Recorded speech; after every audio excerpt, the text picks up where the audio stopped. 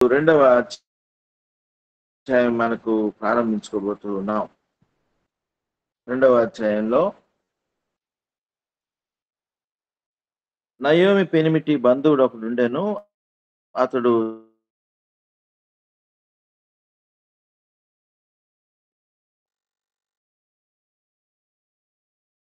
చాలా అతని పేరు బోయజు.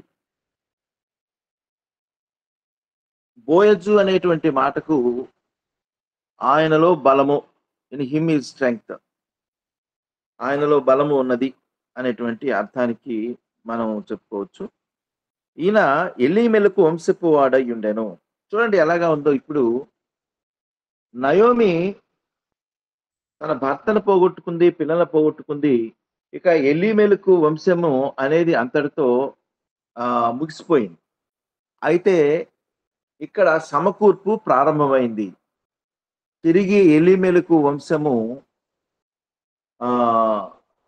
ప్రారంభం కాబోతూ ఉంది. అంటే ఎక్కడైతే అసాధ్యము ఇక లేదు అనుకున్నటువంటి స్థితి ఇక్కడ మరలా సమకూర్చబడుతుంది. అందుకనే మనకు పరిశుద్ధ గ్రంథంలో దేవుని యొక్క ఏర్పాటులో ఆశ్చర్య కార్యాలు జరుగుతూ ఉంటాయి. మన నాలెడ్జ్కి అందనటువంటివి, మనం ఊహించలేనటువంటివి, అసలు ఇది సాధ్యం కాదు అనుకున్నటువంటివి సాధ్యమవుతూ ఉంటాయి. అందుకనే ఆయన పేరు ఆశ్చర్యకరుడు. వండర్స్, ఆశ్చర్య కార్యాలు. ఎవరైనా ఊహించగలరా? ఎలీమెలకు వంశము ముగిసిపోయింది, ఇక ఎలాంటి పరిస్థితిలో కూడాను ఆయనకు వారసత్వం లేదు.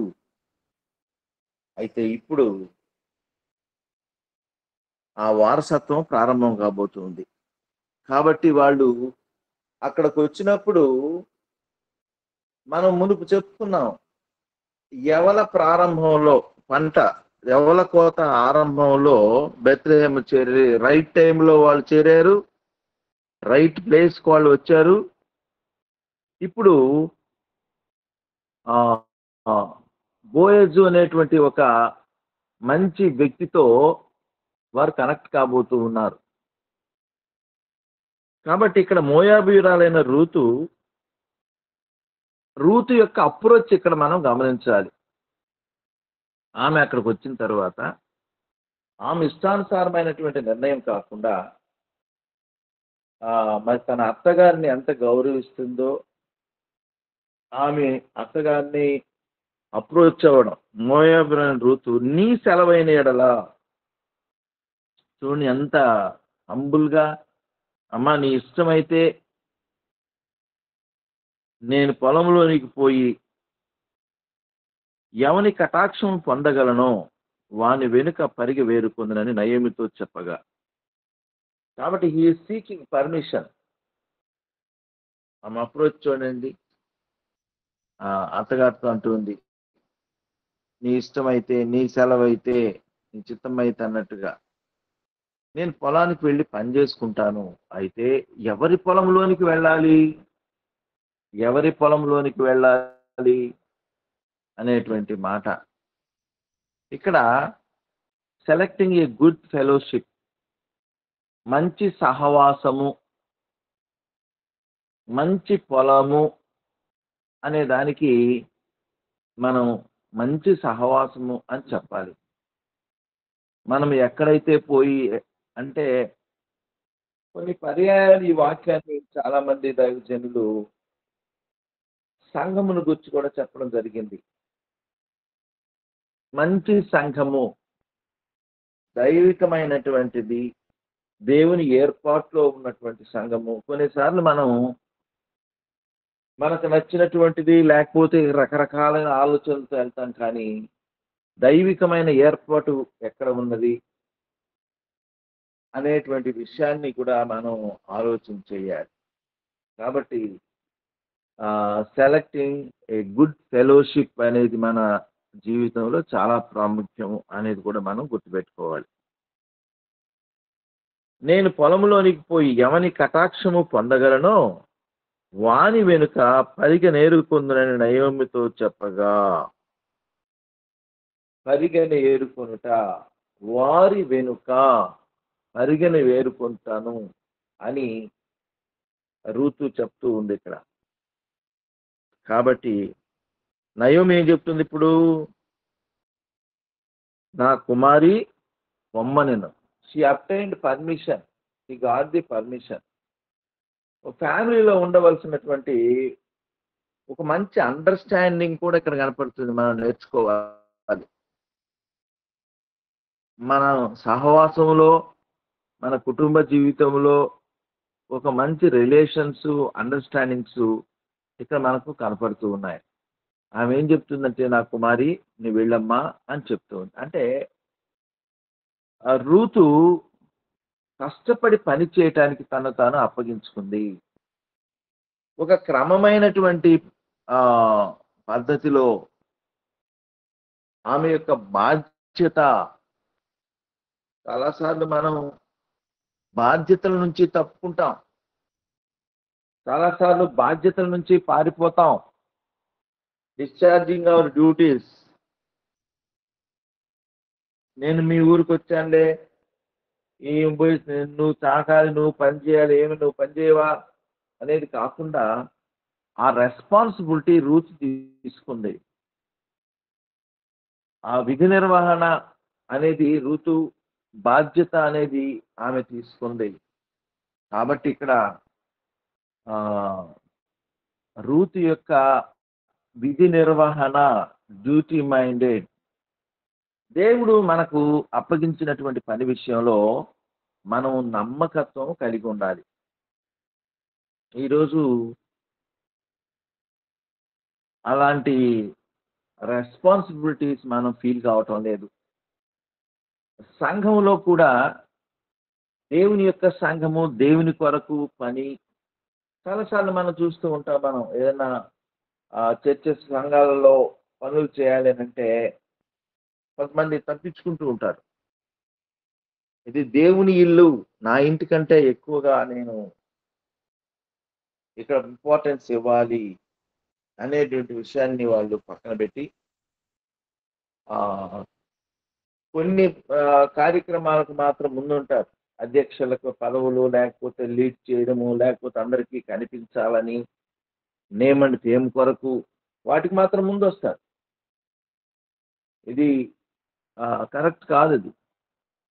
కాబట్టి మన యొక్క రెస్పాన్సిబిలిటీ, మన విధి నిర్వహణ అనేది చాలా ప్రాముఖ్యమైనటువంటి అంశం. షీ గాట్ ది పర్మిషన్, నా కుమారి వెళ్ళుము అని చెప్తూ ఉంది. కాబట్టి ఆమె వెళ్ళి పొలంలోనికి వచ్చి చేనుకోయి వారి వెనుక ఆ పొలములో ఏరుకొనెను. ఆ పొలములో ఆమె పోయిన భాగము ఎలీమెలకు వంశపు వాడైన బోయజుది. చూడండి ఎలాగ వెళ్ళిందో, ఆమెకి ఎలాగా సమకూర్పు జరిగిందో, ఆమె ఎక్కడికి నడిపించబడిందో. కాబట్టి మనం చాలాసార్లు ఈ పాఠాన్ని మనం నేర్చుకోవాల్సిన వారంగా ఉంటూ ఉన్నాం. సరి అయిన నడిపింపు, దేవుడు మనల్ని నడిపిస్తారు ఖచ్చితంగా. మనం చేయవలసినది కరెక్ట్గా మనం చేస్తే, ఉండవలసిన విధానంలో మనం ఉంటే, చెయ్యాలనుకున్నది చెయ్యాలి అని మనం నిర్ణయించుకున్నప్పుడు, రైట్ థింకింగ్, రైట్ డూయింగ్, దేవుడు మనల్ని చక్కగా ఒక మంచి స్థలానికి మనల్ని నడిపిస్తాడు. మంచి మార్గంలో ఆయన నడిపిస్తాడు. మోషేకు తన మార్గములను తెలియచేసెను. కనుక that should be our prayer. మన యొక్క ప్రార్థన అది కావాలి. ప్రభువా, నా ఇష్టానుసారంగా కాదు నాయన, నీ చిత్తానుసారంగా, నీ ఇష్టానుసారంగా నేను నడవలసిన మార్గంలో నన్ను నడిపించుము. నేను ఆలోచించవలసిన విధానంలో నేను ఆలోచించినట్లు నన్ను సిద్ధపరచుము అని దేవుని యొక్క నడిపింపుకు మనం అప్పగించుకోవాలి. దేవుని నడిపింపుకి ఎప్పుడైతే మనం అప్పగించుకుంటామో, దేవుడు మనల్ని సరైన మార్గంలో ఆయన నడిపించేటువంటి దేవుడై ఉంటున్నాడు. చాలాసార్లు మన ఇష్టానుసారంగా మనం ప్రవర్తిస్తూ ఉంటాం. ఇష్టానుసారమైనటువంటి ఆలోచనలు, నిర్ణయాలు, అందుకనే నష్టపోయే వారంగా మనం ఉంటూ ఉంటాం. ప్రోగ్రెస్ మనం చూడలేం, అభివృద్ధి చూడలేం. రిజల్ట్ మనం చూడలేం. అది ఏ విషయంలో అంటే పరిచర్యలో కానివ్వండి, లేకపోతే మన వ్యక్తిగతమైనటువంటి జీవితంలో కానివ్వండి, సరైనటువంటి రిజల్ట్ మనం చూడకపోవటానికి కారణం ఏంటనంటే, దేవుని చిత్తానుసారమైనటువంటి నడవడిక. అవి మనం నేర్చుకోవాలి ఈ యొక్క పాఠం ద్వారా. బోయజు బెత్లెహేము నుండి వచ్చి యెహోవా మీకు తోడయుండునుగాక అని చేనుకోయి వారితో చెప్పగా వారు. ఆయన మంచి ఆత్మీయమైన వ్యక్తిగాను, దైవికమైనటువంటి వ్యక్తిగాను కనపడుతూ ఉన్నాడు. ఆయన వచ్చిన వెంటనే పనివారిని ఆశీర్వదిస్తూ ఉన్నాడు. ఎంత మంచి యజమాని! ఎవరైనా యజమానులు పనివాళ్ళ దగ్గరకు వచ్చినప్పుడు, ఆ పనివాళ్ళు ఎంత పని చేస్తున్నారు, ఎలా చేస్తున్నారు, ఏమైనా మాట్లాడుతున్నారా, మాట్లాడుకుంటున్నారా, టైం వేస్ట్ చేస్తున్నారా, ఈ ఆలోచనలతో వస్తాడు ఎవరైనా సరే. మనం కూడా మన ఇంట్లో ఒక పనివాడు చేస్తా ఉంటే వాడేమో టైం వేస్ట్ చేస్తున్నాడా, పని ఎలాగుంది, మన కాన్సంట్రేషన్ అంతా దాని మీద ఉంటుంది. కానీ ఇక్కడ బోయజు ఒక మంచి యజమాని. యజమానికి ఉండవలసినటువంటి లక్షణాలు చూడండి. ఆయన మొట్టమొదట అన్నటువంటి మాట ఏంటంటే, పనివారిని దేవుని ఆశీర్వాదములకు అప్పగించుట. బోయజులో ఉన్నటువంటి గొప్ప మనస్సు. యెహోవా మీకు తోడయుండును గాకని చేనుకోయి వారితో చెప్పగా, వచ్చినటువంటి ఆ కూలీ వాళ్ళతో, పనివారితో, దేవుడు మిమ్మల్ని దీవించును గాక, దేవుడు మీకు తోడయుండును గాక, దేవుని యొక్క తోడు మనకు ఉండాలి. మనుషుల మీద కాదు కానీ దేవుని మీద మన మనస్సు, మన యొక్క ఆలోచన, అందుకనే యెహోవా కొరకు ఎదురు చూచువాడు నూతన బలమును పొందును, తమ దేవుని ఎరుగువారు బలము కలిగి గొప్ప కార్యములు చేయును. దానియేలు గ్రంథంలో మనం చూస్తాం. మనం దేవుని కొరకు ఎదురు చూచే వారంగా మనం ఉండాలి. దేవుని ఎరుగుతూ మన జీవితంలో ముందుకు సాగుతూ ఉండాలి. ఎరిగే కొద్దీ మనలో ఒక శక్తి, గొప్ప కార్యములు చేయగలిగిన శక్తి మనకు దొరుకుతుందంట. Mighty works when you try to understand mighty God. గొప్ప దేవుని గూర్చినటువంటి నీ ఆలోచన గొప్ప కార్యము చేయటువంటి వ్యక్తిగా నిన్ను చేస్తుంది. ఆశ్చర్య కార్యములు చేస్తుంది, నీ చేత చేయిస్తుంది. కాబట్టి మనం దేవుని వైపు చూచేవారంగా, దేవుని కొరకు ఎదురు చూచేవారంగా, దేవుని యొద్ద నుంచి పొందుకునే వారంగా మనం ఉండాలి. ఇక్కడ దేవుడు మీకు తోడయుండును గాక, యెహోవా మీకు తోడయుండును గాక అని చేనుకోయి వారితో చెప్పగా వారు, యెహోవా నిన్ను ఆశీర్వదించును గాక అనేది. ఎంత చక్కటి సన్నివేశం ఇక్కడ మనకు కనపడుతూ ఉంది. యజమానుడు పనివారికి దేవుని యొక్క తోడు మీరు తోడుగా ఉండదు కాక ఆయన ఆశీర్వదిస్తే, ఆ రెసిప్రొకేషన్ లో పనివారు ఏం చేస్తున్నారు? దేవుడు మిమ్మల్ని యెహోవా నిన్ను ఆశీర్వదించుగాక అనేది దేవుని యొక్క శ్రేష్టమైనటువంటి పేరు ఇక్కడ వినపడుతూ ఉంది. అందరి దగ్గర నుంచి కూడాను మనం ఈ యొక్క పొలము అంటే సంఘము లేదా సహవాసము అని మనం భావిస్తే, సహవాసంలో ఉండవలసిన ప్రధానమైన లక్షణము, సహవాసంలో కనపరచవలసినటువంటి ప్రధానమైన వ్యక్తి దేవుడైతే, సంఘానికి ఉండవలసినటువంటి లక్షణం, వ్యక్తులకు ఉండవలసినటువంటి లక్షణము, దైవికమైనటువంటి వ్యక్తులకు ఉండవలసిన లక్షణము దేవుని మీద ఆధారపడడం, దేవుని యొక్క దీవెనల కొరకు ఎదురు చూడడము, దేవుని యొక్క భయం కలిగి ఉండడము అనేది చాలా ప్రాముఖ్యమైన లక్షణం. వాక్యం వింటున్నటువంటి మన జీవితంలో మనం ఎలాగా ఉంటూ ఉన్నాం, సంఘ నాయకులు ఎలాగా ఉంటున్నాం, సంఘ నాయకుల్ని ఎలా ప్రేమిస్తూ ఉన్నాం. నేను ఈ మధ్య ప్రకాష్ అన్న, సిద్దిపేట ప్రకాష్ అన్న వాక్యం వింటూ ఉంటే ఒక మంచి మాట చెప్పాడు ఆయన.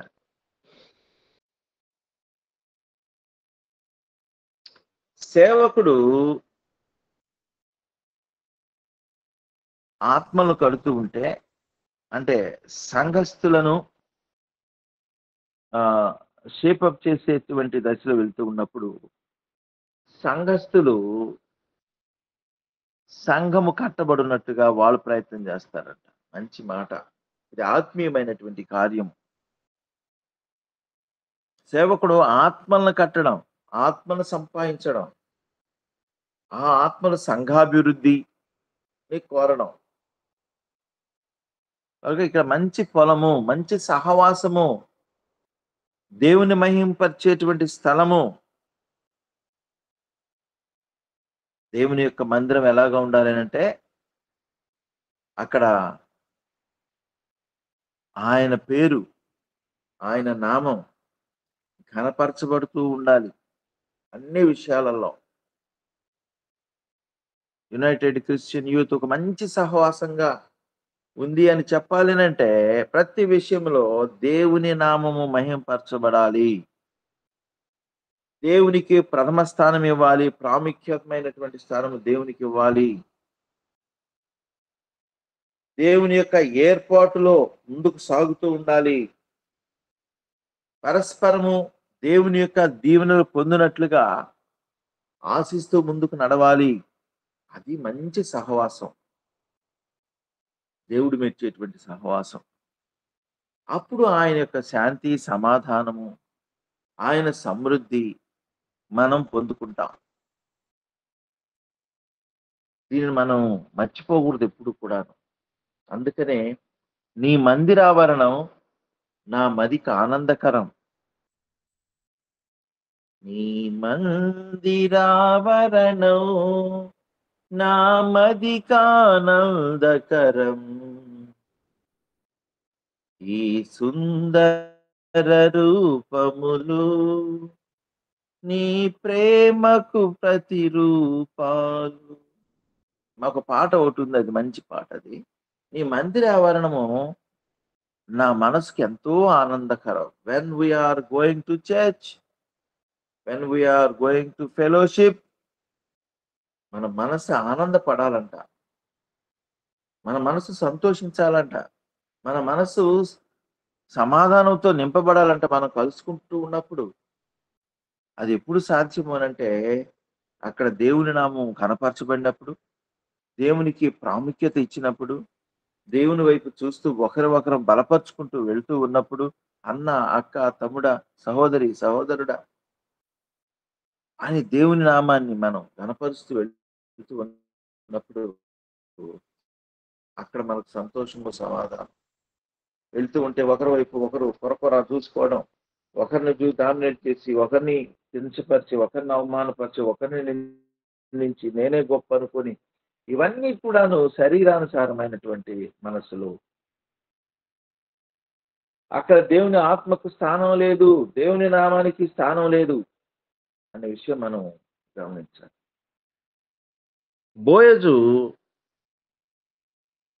అప్పుడు బోయజు పోయి వారి మీద ఉంచబడిన తన పనివాణిని చూచి, ఇప్పుడు ఐడెంటిఫికేషన్ ఆఫ్ రూత్ దగ్గరకు వచ్చాం మనం. రూతు గుర్తించబడుట, రూతు బోయజ్ దృష్టిని ఆకర్షించుట. ఒక విశ్వాసి దేవుని యొక్క దృష్టిని ఆకర్షించడం చాలా ప్రాముఖ్యమైన విషయము. మనం చాలాసార్లు మనుషుల యొక్క దృష్టిని ఆకర్షించువారై ఉంటాము. మనుషులు కనపడాలని కోరుకుంటాము, మనుషులు మనల్ని హెచ్చించాలని కోరుకుంటూ ఉన్నాము. అందరికంటే నేను ఎక్కువ కనపడాలి, నేను ఎక్కువ పేరు పొందాలి, నేను ఎలివేట్ కావాలి, నాకు గుర్తింపు రావాలి అనేటువంటిది శరీరానుసారమైనటువంటి మనస్సు, శరీరానుసారమైనటువంటి కోరికలు. నా ప్రభువుకి నేను కనపడాలి, నా పరిచర్య నా ప్రభువు చూడాలి, నా దేవుడు నా పరిచర్యను మెచ్చుకోవాలి, ఆయనకి ఇష్టమైన రీతిలో నేను పరిచర్య చేయాలి, ఆయనకి ఇష్టమైన రీతిలో నేను జీవితం సాగించాలి, ఆయన కార్యం ఆయనకి ఇష్టానుసారంగా నేను చేయాలి, ఆయన ఇచ్చిన జీవితం ఆయన ఇష్టానుసారంగా నేను ముందుకు నడిపించాలి. కనుక దేవుని యొక్క దృష్టిని ఆకర్షించుట, లేకపోతే దేవుని చేత మనము ఎంపిక చేయబడుట. ఇది రూతు యొక్క జీవితంలో, ఆమె అభివృద్ధికి సంబంధమైన జీవితంలో ఒక ప్రాముఖ్యమైనటువంటి పాయింట్, ఇంపార్టెంట్ పాయింట్. బోయజును ఆకర్షించినటువంటి రూతు యొక్క వ్యక్తిత్వం.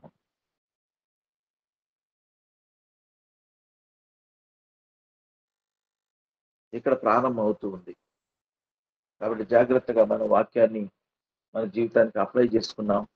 ఇక్కడ ఆమె సాక్ష్యము, ఆమె యొక్క వ్యక్తిత్వము, ఆమె యొక్క దీనత్వము చాలా చెప్పుకోవచ్చు మనం. దేవుని చిత్తమైతే నెక్స్ట్ పార్ట్ లో మనం ఈ విషయాన్ని మనం ధ్యానం చేద్దాం. దేవుడి యొక్క వాక్యాన్ని మన కొరకు దీవించును గాక. అందరికీ వందనాలండి. ప్రార్థన చేసుకుందాం. పరిశుద్ధుడా, ప్రేమామయుడ, జీవాధిపతి, నీ బంగారు పాదాలకి స్తుతులు స్తోత్రాలు నాయన. గడిచిన రాత్రంతా మీ కృప చేత క్షేమాన్నిచ్చి కాపాడి ఉదయకాల దినం నాయన మీ సన్నిధిలో తండ్రి మొదటి గడియ తండ్రి మీకు ఇచ్చుటకు మాకు ఇచ్చిన శ్రేష్టమైన ధన్యతను బట్టి స్తోత్రాలు. అవును ప్రభా, ఈ దినాన్ని చూడలేక అనేకులు నాయన గతించిపోయినప్పటికీ మీ కృప మీ ప్రేమతో మమ్మల్ని సంరక్షిస్తూ పోషిస్తున్నందుకు స్తోత్రాలు చెల్లిస్తున్నాం. ఇంతవరకు నాయన పాటల ద్వారా స్తుతించాం ప్రభా. మీ యొక్క దాసుని ద్వారా వర్తమానాన్ని వినిపింపచేసినందుకు స్తోత్రాలు తండ్రి. ఋతు గ్రంథ ధ్యానాలు నేర్చుకుంటుండగా ప్రభా, అందులో ఉన్నటువంటి నిగూఢమైన సత్యాలు నైనా మా జిహ్వకు నైనా మధురమైనవిగా ఉన్న తండ్రి, మీరు నైనా అనుగ్రహింపచేస్తూ వినిపింపచేస్తూ మాలో ఆత్మీయ నైనా బలాన్ని ఇస్తూ నైనా బలపరుస్తున్నందుకు స్తోత్రాలు చెల్లిస్తున్నాం. అవును తండ్రి, ఆత్మీయ సహవాసం అనేది ఎంతో అవసరము. నా ప్రభ బోయజును చూసినప్పుడు తండ్రి ఆమె మీద కనికరపడ్డాడు. ఆ సహవాసంనైనా ఆమె కూడా తండ్రి తన జీవితంలో తండ్రి పొందుకుంది. నా తండ్రి మీ యొక్క కటాక్షమునైనా ఆ బిడ్డ పక్షంగా ఉంచినందుకు స్తోత్రాలు. నా ప్రభా, విశ్వాస జీవితంలో కూడా సంఘంలో ఏ రీతిగా ఉండాలో తద్వారా తండ్రి అటు రీతిగా మేము జీవించే కృపను దయచేయమని అడుగుచున్నాం. నా తండ్రి మొదట మీకు ప్రాధాన్యత ఇచ్చి నా తండ్రి మేము నాయనా మీ నామానికి నైనా ఘనత తెచ్చువారుగా ఉండటకు సహాయం చేయండి. ఈ లోకంలో ప్రభా అనేకులు మెప్పు పొందాలనే ఆశ కానీ శారీరక క్రియలు కానీ మాలో ఉంటే వాటిని తీసివేయమని ప్రార్థిస్తున్నాం. అవును తండ్రి, ఈ లోక సహవాసాన్ని ఇష్టపడతాం కానీ ఆత్మీయంగా ప్రభా దేవునితో ఉంటేనైనా దేవుడు నైనా నన్ను దీవిస్తాడనేటువంటి నైనా బిడ్డల్లో ప్రభా ఆత్మీయమైనటువంటి ఆలోచనలు లేక జీవిస్తూ అనేకులు పతనమైపోతున్నారు ప్రభా. అటు జీవితాన్ని నా తండ్రి ఈ లోక సంబంధంగా నా ప్రభా కోరుకోకుండా నా ప్రభా మీతో అంటు కట్టుపడి జీవించే కృపను దయచేయండి. దినదినం అభివృద్ధి చెందే కృపను దయచేయండి. అనేక మంది బిడ్డల ద్వారా ప్రభా మీ యొక్క వాక్యాన్ని వినిపింపచేస్తూ మా ప్రభా మా యొక్క ఆత్మలకు కావాల్సిన బలాన్ని నైనా ప్రతిదినం నైనా మీరు జీవాహారంగా ఆత్మీయ ఆహారంగా నాన్న ప్రతిరోజు తండ్రి ఇస్తున్న విధానాన్ని బట్టి స్తోత్రాలు చెల్లిస్తున్నాం. నేను వరప్రసాద్ సార్ని దీవించండి ప్రభా, మీరు ఆశీర్వదించండి. తన కుటుంబ బాధ్యతల్లో మీరు తోడుగా ఉండండి. తనకు మంచి ఆరోగ్యం దయచేయండి. ఉద్యోగ బాధ్యతల్లో సహాయం చేయండి ప్రభా. మీ కృప మీ కనికరం దయచేయండి. నాయనా మేడం గారికి బలహీనతలన్నింటినీ మీరు ముట్టండి. ప్రతి విషయంలో ప్రభా మీరు వారి కుటుంబానికి బలమైన దుర్గంగా రక్షణ కేడంగా ఉండి నడిపిస్తున్న విధానాన్ని బట్టి స్తోత్రాలు. వారికి ఇచ్చిన బిడ్డలను వారి యొక్క కుటుంబ నైనా రక్త సంబంధికులందరినీ మీరు ఆశీర్వదించి దీవించమని అడుగుచున్నాం. మరి ముఖ్యంగా ప్రభా బలమైన సాధనంగా మీ సేవలో వినియోగించుకుంటుండగా ప్రభా ఇంకా రానైన దినాల్లో అనేకులకు ప్రభా మీ రక్షణ సువార్తను ప్రకటించే బిడ్డగా ఇంకను మీ యొక్క సేవలోనైనా వాడుకోమని విరివిగా దీవించమని మీ ఆత్మశక్తితో నింపమని ప్రార్థిస్తున్నాం. నా తండ్రి, చేరి వచ్చిన ప్రతి బిడ్డని జ్ఞాపకం చేసుకోనండి. టీం నడిపిస్తున్న బిడ్డని జ్ఞాపకం చేసుకోనండి. ముఖ్యంగా ప్రభా నాయనా వినితనని జ్ఞాపకం చేసుకోనండి. యూసీవై టీంని నాయన ఏర్పాటు చేసిన నా తండ్రి అర్థం ఏంటంటే యూత్ కొరకు ప్రభా ఎవరైతే బిడ్డలు నాయన ఈ లోకంలో జీవిస్తూ యవనంలో యవనేచ్ఛలతో ఉంటున్నారో వారందరూ నాయన తప్పిపోకుండా వారందరూ నాయన మీ యొక్క నామంలోకి నేను రాగలుగుటకు సహాయం చేయమని అడుగుచున్నాం. నా తండ్రి యవనేచ్ఛల నుంచి వారిని తప్పించి నైనా మీ వాక్యం చేత వారిని నైనా పట్టుకొని వారు నైనా ముందుకు కొనసాగే కృపను దయచేయమని ప్రార్థిస్తున్నాం. ఈ యొక్క ఋతు గ్రంథ ధ్యానాల గురించి నైనా మేము నేర్చుకుంటుండగా ఇంకా నా తండ్రి అనేకమైన సత్యాలు ప్రభా మా రానైన దినాల్లో మేము నైనా తెలుసుకునే కృపను దయచేయమని ముఖ్యంగా ప్రభా గూగుల్ మీట్కి అటెండ్ అయినా లైవ్లోకినైనా ఎవరైతే జాయిన్ అయినారో వారందరినీ దీవించండి. ప్రతి కుటుంబాన్ని ప్రతి బిడ్డని ఆశీర్వదించండి. వారి కుటుంబాలకు కావాల్సిన సమస్త ఈవులు సహాయం మీ కృప చేత దయచేయమని అడుగుచున్నాం. నా ప్రభు రాలేక వెనుకబడిన బిడ్డలకు మరి ఒక తరుణం దయచేయమని ప్రార్థిస్తూ ప్రభా ఈ ప్రార్థన అనంతరం మేము తండ్రి మా పనుల్లోకి ముందు కొనసాగుచుంటుండగా చాలినంత దేవుడిగా ఉండండి, సహాయం చేయండి, పగలెండ దెబ్బ తగలకుండా కాచి కాపాడండి ప్రభా. నా ప్రభా, మీ కృపాక్షేమాలు ప్రయాణిస్తున్న ప్రతి బిడ్డకి తోడుగా ఉంచి సహాయం చేయమని ఈ కొద్ది మనవులు యేసయ్య అతి పరిశుద్ధ నామమున అడిగి వేడుకొంచున్నాను తండ్రి. ఆమెన్. ఆమేన్. ఆమేన్. ఆమేన్. ఆమేన్.